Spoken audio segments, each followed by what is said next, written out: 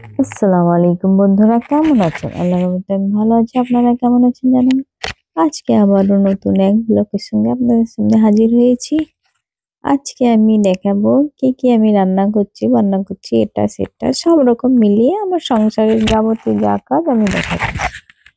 এই সকালবেলা উঠে এই আনাজটা করে রেখেছিল ভাবি রেডি করে। তারপর উঠেই আমি মাছটা ভেজে নিলাম, শাকটা সিদ্ধ করে নিলাম। কালকে মূলো শাকটা কেটে রেখেছিলাম, একদম সাইজ করে কেটে রেখে দিয়েছিলাম। ও ভাবিটা এসে কুচিয়ে দিয়েছে সকালবেলা।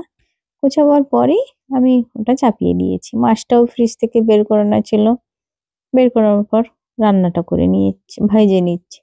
তারপর মাছের ঝোলে একটু ধনেপাতা দেবো বলে গাছের ধনেপাতা কাটতে এসে গেছি, দেখেছেন?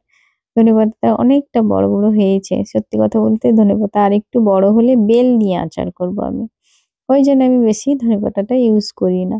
তাও আজকে মাছের ঝোলে দেবো বলে একটা একটা করে কেটে নিচ্ছি, একদমই নরম কিন্তু অনেকটা বড় বড় হয়েছে। মূলো শাকটাও অনেকটাই কালকে তুলে পাশে মানে আমার পাশে চার সাউরি এটা একে তাকে সবাইকে একটু একটু করে দিয়ে দিয়েছি, কারণ মূলোগুলো ফাঁকা ফাঁকা করলে একটু মূলোটা মোটা হবে। তাই দিয়ে সবাইকে গোড়ার থেকে তুলে তুলে আমি দিয়ে দিচ্ছি। এই ধনে পাতাটা অনেকটা হয়ে আছে, একটু মাছের ঝোলের জন্য কেটে নিচ্ছি, দেখুন কাঁচি দিয়ে কেটে নিচ্ছি। ধনে পাতাগুলো একদমই নরম হয়েছে, খুব কাটতেও ভালো লাগতেছে, একদম নরম তো। গাছের জিনিস দেখেন, গাছের জিনিসের সব কি আলাদা, সত্যি কথা। আগে তো জানতাম না, এখন জানছি বলে মনে হচ্ছে যেন সবসময় গাছপালা লাগাই। এবার গরমের সিজন আছে, ঝিঙ্গে চিচিঙ্গা সবকিছু গাছ লাগাবো এবার ছাদে আমি লাগাবো, আর নিচে করব না। দেখেছেন বেগুন গুলো তো খুব বড় বড় হয়ে আছে, আরো বড় হয়, তাই আমি তুলি না, ওই ঝুলিয়ে ঝুলিয়ে রেখেছি, রড দিয়ে বেঁধে রেখেছি। বেগুন গাছগুলো একদম ঝুলে যাচ্ছে, আর বেগুনের ভারেই ঝুলে যাচ্ছে। তাই রড দিয়ে দিয়ে মানে বেঁধে বেঁধে বেগুন গুলোকে বড় করতেছে। আর সেদিন ঔষধ মেরেছিলাম, পুরো কাদাটা ছটকে গিয়েছে, মানে এতে বেগুনে কাদা কাদা হয়ে আছে, যেন মনে হচ্ছে মুছেই সাজিয়ে রাখি গাছে। অনেকটাই বড় গাছটাই আর মানে বেগুনটা ধরে না, দু একটা ধরেছে বা ধরে নিয়ে এসে গেছে। দেখুন ওই গাছটায় অনেক বেগুন হয়েছে, আর পাঁচটা ছটা গাছ হয়েছে তো, মানে অনেক বেগুন হবে।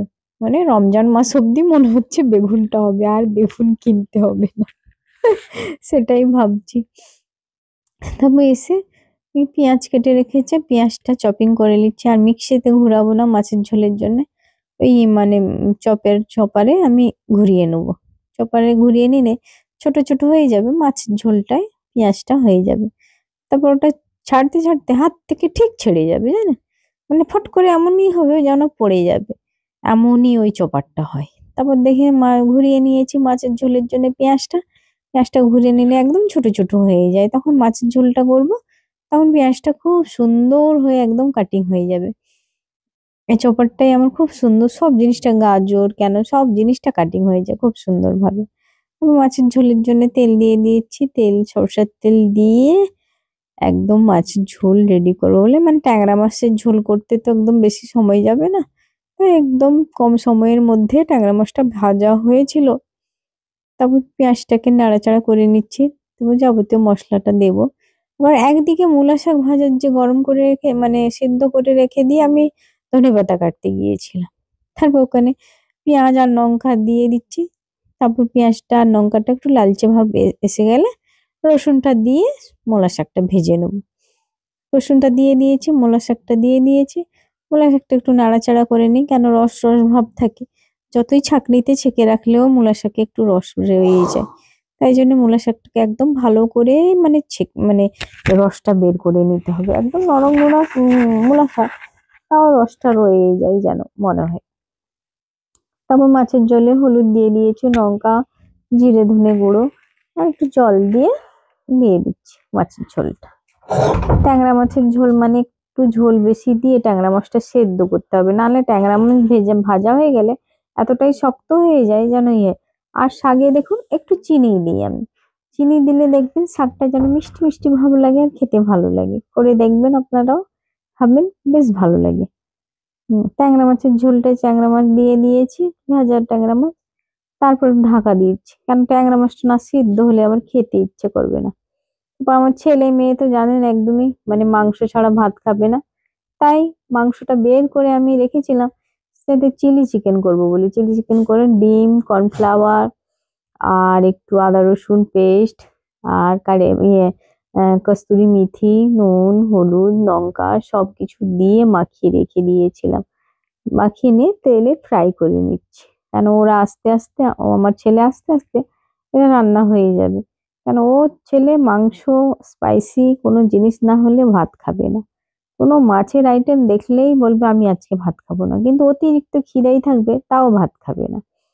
আবার এই চিলি চিকেনে জানেন সেই পেঁয়াজ কলিগুলো দেয় না, পেঁয়াজের ছাই কি টাইপের দেয় না, সেটা নেবো বলে আমি এদিকে আবার আমার গাছপালা লাগিয়েছি, এটা মটরশুঁটি গাছ লাগিয়েছি। আর এটা তো শশা গাছই, জানেন শশা গাছে লাঠি গুঁজে দিয়েছি যেন শশা গাছ উঠেই যায়। আমার গ্রিল করা আছে, তাতেই উঠে গেলে যেন ভালো হয়ে শশা গাছগুলো চলে যাবে। এই পেঁয়াজ ছাই লাগিয়েছিল, আমার মা এসে লাগিয়ে দিয়ে গেছিল, খুব সুন্দর হয়ে গেছে দেখুন। আমার মা বলছিল তুই তো পেঁয়াজ সাইজ খাস, আমাকে দে, আমি গামলাই করে পেঁয়াজে লাগিয়ে দেবো বলে আমার মা এসেছিল আমার ছেলের জন্মদিনের সময়, সেই সময় এসে আমাকে লাগিয়ে দিয়ে গিয়েছিল, কিন্তু খুব সুন্দর হয়ে গেছে দেখুন, একদম ঝাড় ঝাড় ঝাড় মতো হয়ে গিয়েছে, খুব সুন্দর লাগছে। আমি ওই চিলি চিকেনে মানে চিলি চিকেন নয়, স্পাইসি চিলির মতো একটা মানে আইটেম করবো বলে ওটার জন্যই আমি কেটে নিচ্ছি আস্তে আস্তে।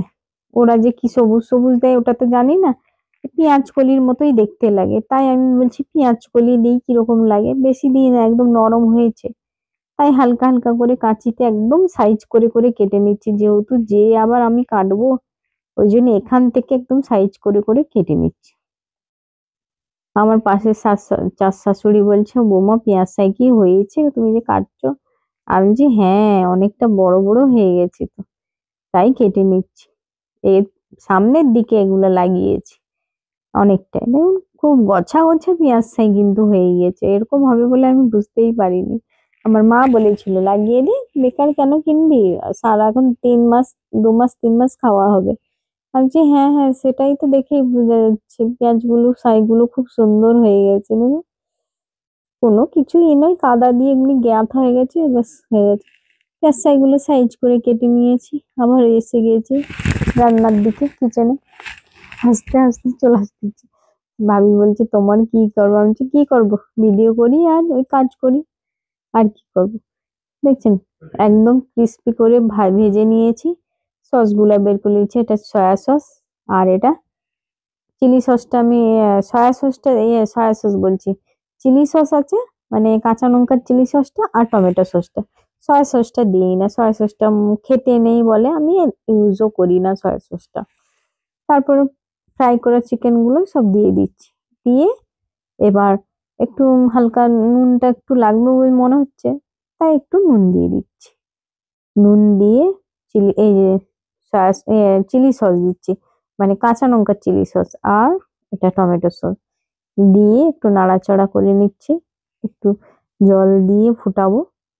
এই মানে চিলি মিটা কি নাম বলে আমি জানি না বাবা, আইটেম করার হয় করে নিচ্ছি, চিলি পটেটো মনে হয় বলে নাকি কি জানি, চিলি পটেটো না চিলি চিকেন, চিলি চিকেন টাইপের, চিলি চিকেন তো আপনার ক্যাপসিকাম এটা সেটা থাকে, কিন্তু এটাতে ক্যাপসিকাম পেঁয়াজ টেঁয়াজ কিছুই দিই না, ওপর থেকে একটু তিল দিয়ে দিচ্ছি, তিল দিয়ে নাড়াচাড়া করে নিচ্ছি, কিন্তু খেতে মানে ভালোই হবে মনে হচ্ছে, দেখেই মনে হচ্ছে ভালো হবে সত্যি কথা। আর আমার ছেলে চিকেন ছাড়া কোনো কিছুই খাবে না, তার চিকেনের আইটেম স্পাইসি স্পাইসি ঝাল ঝাল, মানে তাই জন্য আমি ওই কাঁচা লঙ্কা সস দিয়ে আর ওই টমেটো সস দিয়ে একটু ঝাল করেছি, আর ঝাল ছাড়া আমার ছেলে আবার খাবে না।